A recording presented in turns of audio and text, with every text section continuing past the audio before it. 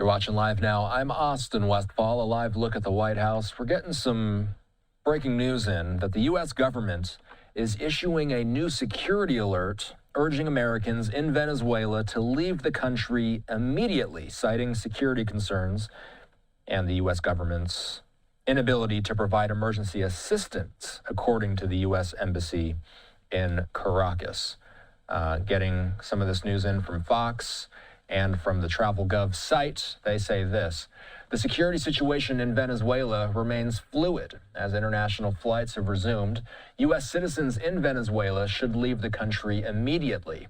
Before departure, U.S. citizens should take precautions and be aware of their surroundings. There are reports of groups of armed militias known as colectivos setting up roadblocks and searching vehicles for evidence of U.S. citizenship or support for the United States.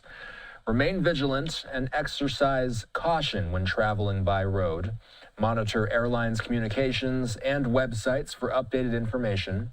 Venezuela has the highest travel advisory, level 4, do not travel, due to severe risks to Americans, including wrongful detention, torture in detention, terrorism, kidnapping, arbitrary enforcement of local laws, crime, civil unrest, and poor health infrastructure.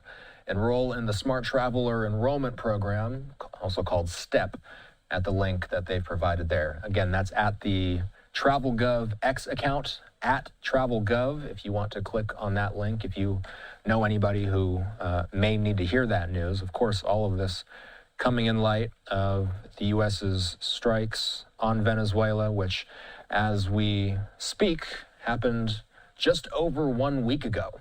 So much has happened since then, it hardly feels like it was a week ago.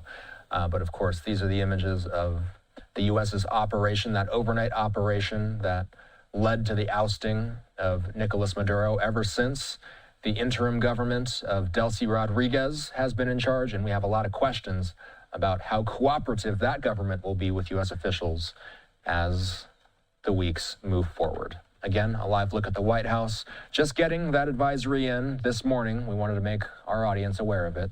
Approaching 5:15 in the nation's capital.